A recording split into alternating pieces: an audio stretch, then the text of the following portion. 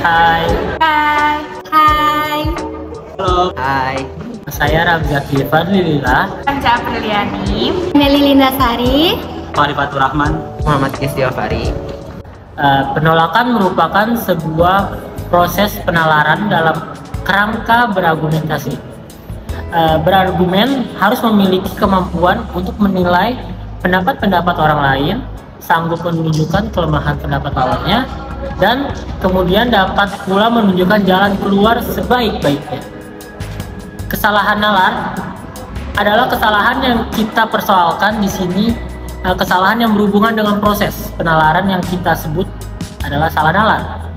Ada dua jenis kesalahan menurut penyebab utamanya. Pertama, itu adalah kesalahan karena bahasa yang merupakan kesalahan informal, dan dua, kesalahan karena materi dan proses penalarannya yang merupakan kesalahan formal. Selanjutnya ada kesalahan informal.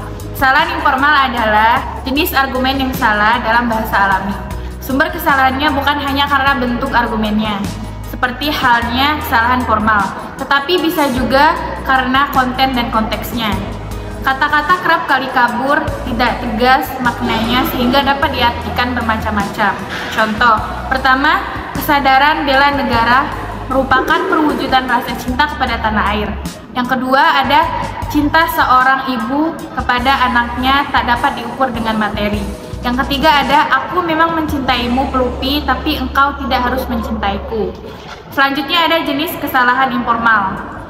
Argumentasi. Argumentasi ditujukan kepada diri orang. Kesalahan itu terjadi bila seseorang mengambil keputusan atau kesimpulan tidak berdasarkan penalaran, melainkan untuk kepentingan dirinya, dengan mengemukakan alasan yang tidak logis sebenarnya. Kesalahan formal. Pertama, kesalahan induktif. Kesalahan induktif dapat terjadi pada ketiga cara berpikir, baik itu generalisasi, sebab akibat maupun analogi. Berikut ini kesalahan induktif, yaitu pertama, generalisasi terlalu luas. Generalisasi ini bisa terjadi karena generalisasi terlalu luas. Contohnya, wanita kurang mampu dalam matematika dibandingkan dengan pria. Kesimpulan itu ditarik dari pengamatan sebagai berikut. Di dalam kelas yang terdiri dari 25 wanita dan 20 pria, ternyata 5 nilai tertinggi dicapai oleh mahasiswa pria, sedangkan 5 nilai terendah diperoleh oleh mahasiswa wanita. Hubungan sebab akibat adalah hubungan yang menjelaskan penyebab terjadinya suatu peristiwa beserta akibat yang ditimbulkan. Di sini saya akan menjelaskan hubungan sebab akibat yang tidak memadai dalam pemakaian bahasa. Kerap kali dijumpai hubungan sebab akibat yang tidak tepat atau salah. Hal ini mungkin terjadi karena suatu akibat dihubungkan dengan penyebab berdasarkan kepercayaan atau tahayul.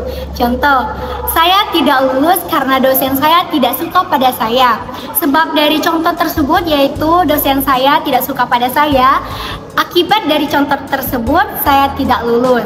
Yang kedua, anak wanita dilarang duduk di depan pintu agar tidak susah dapat jodohnya. Sebab dari contoh kedua yaitu wanita dilarang duduk di depan pintu, akibatnya agar tidak susah dapat jodohnya. Terima kasih. Penalaran analogi. Penalaran analogi adalah proses pencarian kesimpulan yang didasarkan pada perbandingan dua hal yang berbeda, tetapi karena mempunyai kesamaan segi, fungsi atau ciri, kemudian keduanya dibandingkan atau disamakan. Kesalahan analogi. Kesalahan ini terjadi bila dasar analogi induktif yang dipakai tidak merupakan ciri esensial kesimpulan yang ditarik. Contohnya, anak kera dan anak manusia dapat dididik menjadi sarjana biologi berdasarkan sistem persamaan pencernaannya. Kesalahan formal deduktif. Dua kesalahan deduktif.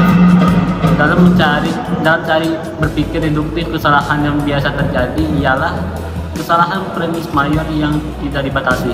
Nah, apa itu premis mayor? Premis mayor adalah premis yang berisi term yang menjadi predikat kesimpulan. Contohnya, semua pelaku kejahatan adalah korban rumah tangga yang berantakan. Kedua, kalau hakim masuk desa, di desa tidak ada lagi ketidakadilan. Kesalahannya terletak pada premis mayor yang tidak dibatasi, yaitu mayor. Penyebab kejahatan ialah rumah yang berantakan. Yang kedua, minor, hakim memberantas ketidakadilan. Selanjutnya, kesalahan deduktif lainnya ialah kesalahan keempat. Contoh, mayor, semua mahasiswa FKIP akan menjadi guru. Minor, yakni siswa SMP. Dari kedua premis itu tidak dapat ditarik kesimpulan apa-apa. Pada silogisme itu terdapat 4 term. Silogisme adalah suatu proses pencarian kesimpulan secara deduktif. Silogisme disusun dari 2 proporsi atau pernyataan dan sebuah kondusif atau kesimpulan. Kesalahan berupa kesimpulan terlalu luas atau kesimpulan lebih luas daripada premisnya. Contoh, mayor, sebagian orang Asia hidup makmur. Minor, orang Indonesia adalah orang Asia. Konklusinya yaitu orang Indonesia hidup makmur. Dari premis mayor partikular positif dan premis minor universal positif tidak dapat ditarik kesimpulan. Kesalahan deduktif berikut ialah kesalahan kesimpulan dari premis-premis negatif. Contoh, mayor, semua pohon kelapa tidak bercabang. Minor, tiang listrik tidak bercabang. Konklusinya yaitu tiang listrik ialah pohon kelapa. Sekian dari kami dari kelompok Creative Fox. Terima kasih. Terima kasih. Terima kasih. Terima kasih. Terima kasih.